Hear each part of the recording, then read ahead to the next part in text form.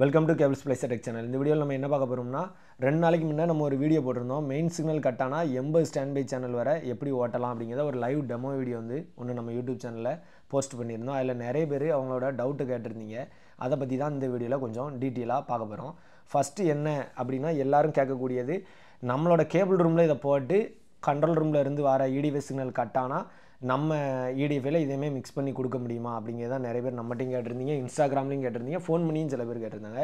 அதுக்கு வந்து இந்த டெக்னாலஜி படி சாத்தியம் இல்லை. அந்த வீடியோவில் என்ன எக்ஸ்பிளைன் பண்ணியிருந்தாங்கன்னா, எஜ்காமில் உள்ள ஸ்க்ராம்பிள்டு டேட்டா வந்து சர்வரில் எடுத்து அப்படியே அதை இன்டர்நெட் வழியாக சேமாக நம்ம பாக்ஸில் என்னென்ன சேனல் நம்பரில் என்னென்ன சேனல் போச்சோ அதோட ஸ்க்ராம்பிள் டேட்டாவை அப்படியே அந்த பாக்ஸுக்கு ஃபீட் பண்ணி அதே சேனலை அதே நம்பரில் ஓட வைக்கிது. இதுதான் அதோட கான்செப்ட்டு. ஆனால் இது வந்து கட்டாயம் நம்ம ஆப்ரேட்டர் இடிஎஃப்ஐ போட்டு இப்போ நம்மலாம் பிஸ்னஸ் பண்ணிகிட்டு இருப்போம். நமக்கு இடிஎஃப்ஐ சிக்னல் வரும், அதில் நம்ம இடிஎஃப்ஐக்கு இன்புட் கொடுத்து அதை அவுட்புட் எடுத்து கொண்டு போவோம். அந்த மாதிரி இடத்துல வந்து இது வந்து சாத்தியப்படாது. ஏன் ஆப்ரேட்டர் ரூமில் வந்து இதை சாத்தியப்படுத்த முடியாது அப்படின்னா, நமக்கு வரது வந்து ஒரு இடிஎஃப்ஐ சிக்னலோ இல்லை டிரான்ஸ்மிட்டர் சிக்னலோ தான் வரும். அதாவது ஒரு ஆர்எஃப் சிக்னலாக தான் வருது, டேட்டாவாக வந்து வராது. நம்மளால் ஆர்எஃப் சிக்னலாக திருப்பி டேட்டா ஸ்க்ராம்பிள்டு டேட்டாவாக ரிவைஸ் பண்ணணும்னா அதுக்குள்ளே டிவைஸோட காஸ்ட் அதிகம், அதுக்குள்ளே டெக்னாலஜியும் இன்னும் அதை யாரும் கொண்டு வரல. இது வந்து ஆர்என்டி பண்ணிக்கிட்டு இருக்காங்க. ஃப்யூச்சரில் வரக்கும் வாய்ப்பு வந்து இருக்குது. ஆனால் இப்போ நம்ம அந்த நேற்று 2 நாளைக்கு முன்னே போட்ட வீடியோவில் உள்ள டெக்னாலஜி படி கட்டாயம் ஆர்எஃப் சிக்னலாக திருப்பி ஸ்க்ராம்பிள்டு டேட்டாவாக மாற்ற முடியாது. நம்மகிட்ட ஸ்க்ராம்பிள்டு டேட்டா இருந்தால் தான் அந்த வீடியோவில் சொன்ன மாதிரி அதே சேனல் வர இடத்துல நம்ம வந்து உள்ளே வந்து கொடுக்க முடியும். அதுக்கடுத்து அந்த வீடியோவில் சொல்லாத நிறைய விஷயங்கள் இருக்குது. என்னெல்லான்னு பார்ப்போம். ஃபஸ்ட்டு எஜ்காம் இருக்க ஒரு கண்ட்ரோல் ரூமில் வந்து ஏன்னு ஒரு கண்ட்ரோல் ரூம் வச்சுக்கிடுவோம், அடுத்து பின்னு ஒரு கண்ட்ரோல் ரூம் வச்சுக்கிடுவோம். ரெண்டும் எவ்வளோ தூரத்துலேயும் ஒரு 100 கிலோமீட்டர் தாண்டி கூட இருக்கட்டு. இந்த பக்கம் ஒரு இன்டர்நெட் கனெக்டிவிட்டி, இந்த பக்கமும் அதே மாதிரி ஒரு இன்டர்நெட் கனெக்டிவிட்டி வந்து வச்சுக்கிடுவோம். ரெண்டுமே ஒரு 100 Mbps வந்து வச்சுக்கிடுவோம். இப்போ இங்கே 2 பேருமே ஏதோ ஒரு சிக்னல் கம்பெனி சிக்னல் வந்து எடுத்து ஓட்டுதாங்க அப்படின்னு வச்சுக்கிடுவோம். 2 பேருமே சேமாக ஒரு கம்பெனி சிக்னல் வந்து ஓட்டுதாங்க. இப்போ இங்கே உள்ள நம்ம ஸ்க்ராம்பிள்டு டேட்டாவை வந்து அப்படியே ஒரு சென்ட்ரலைஸ்டு சர்வருக்கு கொண்டு போய் இங்கேயும் அதே மாதிரி வச்சுக்கிடுதோம். இப்போ இங்கே உள்ள டேட்டாவை சேமாக நம்ம த்ரூ இன்டர்நெட் வழியாக, அதாவது இடையில ஃபைபர் கனெக்டிவிட்டியே இல்லைனாலும் த்ரூ இன்டர்நெட் வழியாக இங்கே வந்து நம்ம கொண்டு போயிடுவோம். இந்த மாதிரி ரெண்டையுமே இன்டர்நெட் வழியாக கனெக்ட் ஆகி இருந்தது அப்படின்னா, இப்போது ஏக்கு வர இன்புட் வந்து கட் ஆகிருச்சு, அதாவது இன்புட் வந்து டவுன் ஆகிருச்சு அப்படின்னா, பியிலேருந்து வரும்ல ஸ்க்ராம்பிள்டு டேட்டா, அதை வச்சு இங்கே வந்து ரன் ஆக ஆரம்பிச்சிடும். அதே மாதிரி பிக்கு வர ஸ்க்ராம்பிள்டு டேட்டா வந்து எதுவும் கட் ஆகிருச்சு அப்படின்னாலும் ஏலேருந்து வரதை வச்சு நம்ம வந்து ரன் பண்ணி விட்டுக்கலாம். இது வந்து ஆட்டோமேட்டிக்காகவே ஆட்டோ சுவிட்ச் ஓவரே ஆகிடும். இந்த மாதிரி பண்ணி வைக்கும்போது ஒரு பக்கம் லிங்க்கு கட் ஆனாலும் இன்னொரு பக்கம் உங்களுக்கு லிங்க்கு அப்பாகி ஓடிக்கிடும். லிங்க்கு கட் ஆகிருக்கு அப்படின்னா உங்களுக்கு நோட்டிஃபிகேஷனுமே டெலிகிராமில் நோட்டிஃபிகேஷனும் வந்துடும். அதுபோக பிக்சர் ஃப்ரீஸ் ஆனது எதுனாலுமே டெலிகிராம் நோட்டிஃபிகேஷன் வந்து உங்களுக்கு வந்துடும். அந்த ஆப்ஷன்ஸ்லாம் இவங்க வந்து பண்ணி கொடுக்காங்க.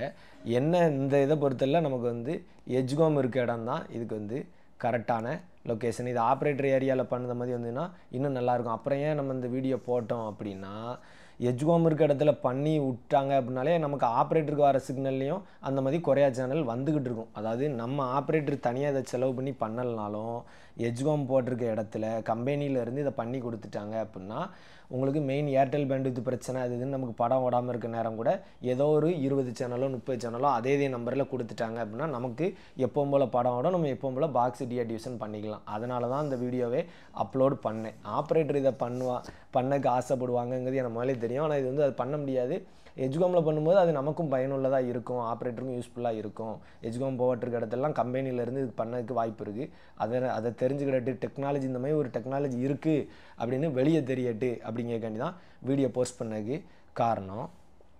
அதுக்கடுத்து மெயினாக எல்லாத்துக்கும் இருக்க டவுட்டு, இதுக்கு எவ்வளவு செலவாகும் அப்படிங்கிறதான் எல்லாத்துக்கும் இருக்க டவுட்டு. அதை பற்றியும் பார்ப்போம். ஃபஸ்ட்டு இதுக்கு என்னெல்லாம் தேவைப்படுது அப்படின்னா, சர்வர் ரன் பண்ணதுக்கு ஒரு சிஸ்டம் வந்து தேவை கட்டாயம்.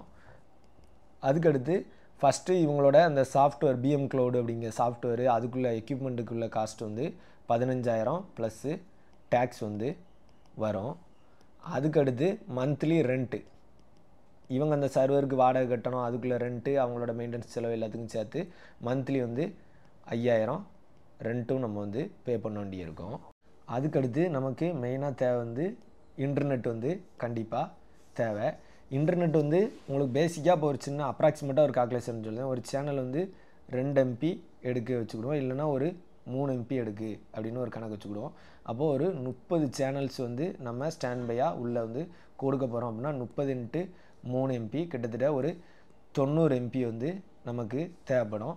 இது போக ஒரு 10 MB வந்து நம்ம கேட்சிங்க்கு தேவைப்படும். அதாவது இபிஜிக்கு ப்ளஸ் ஆட்டோ சர்ச்சுக்கு இந்த மாதிரி ரன்னிங் ஆகுதுக்கு சின்ன ஒரு 10 MB வந்து தேவை. அப்போ டோட்டலாக ஒரு 100 MB இருந்தது அப்படின்னா 100 MBps ஸ்பீடை வச்சு உங்களுக்கு கிட்டத்தட்ட ஒரு 30 சேனல்ஸ் வரை ரன் பண்ண முடியும்.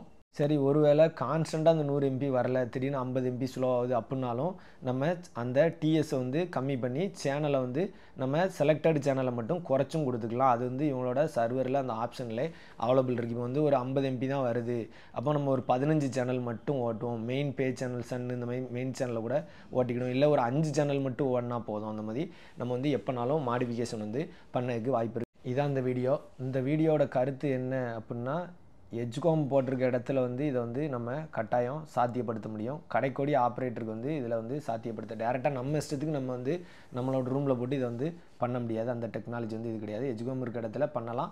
அப்படி பண்ணும்போது அதிலிருந்து ஓடுத மற்ற ஆப்ரேட்டருக்கும் ஓடிடும் அப்படிங்கிறதுக்காண்டி தான் அந்த வீடியோவே போட்டேன். அதான் இந்த மாதிரி டெக்னாலஜி இருக்குது அப்படின்னு தெரிஞ்சுக்கிறதுக்காண்டி தான் அந்த வீடியோ வந்து போஸ்ட் பண்ணது. இப்போ இந்த வீடியோ வந்து உங்களுக்கு புரியும் அப்படின்னு நினைக்கிறேன். ஃப்யூச்சர்லேயுமே கட்டாயம் ஆப்ரேட்டர் ரூம்லேயே இந்த மாதிரி செட் பண்ணி ஸ்டாண்ட் பையை வந்து பாக்ஸுக்குள்ளே உள்ளே கொடுக்கறதுக்கு வாய்ப்புகள் வந்து இருக்குது. அதுக்கு வந்து எம்எஸ்ஓ வந்து பெர்மிஷன் கொடுத்தாங்கன்னா நம்ம வந்து உள்ளே வந்து அதை வந்து ஃபீட் பண்ண முடியும். ஃப்யூச்சரில் வரக்கு சான்ஸ் இருக்குது. அப்படி ஏதாவது வந்தனாலும் அடுத்தடுத்த வீடியோவில் அப்டேட் பண்ணுங்கள். அதுக்கடுத்து இந்த ஸ்க்ராம்பிள்டு டேட்டா இந்த சாஃப்ட்வேரை பற்றியும் ஃப்யூச்சரில் உங்களுக்கு இன்னும் டீட்டெயிலாக முடிஞ்ச அளவுக்கு உங்களுக்கு அப்டேட் பண்ண பார்க்க. மேலும் இது போன்ற டெக்னிக்கல் தகவல்களுக்கு நமது கேபிள்ஸ் பிளேஸ் டெக் சேனலை சப்ஸ்கிரைப் பண்ணி சப்போர்ட் பண்ணுங்கள். தேங்க்யூ.